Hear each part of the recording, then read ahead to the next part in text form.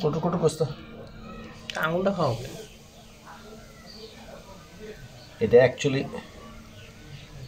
দুধ ছাড়ে না এখনো, এটা ওইভাবে খাইতে চায় না, দিলে খায় না।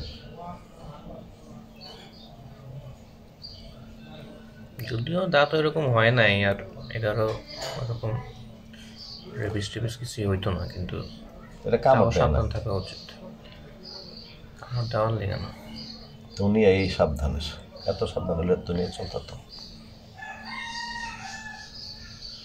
নে।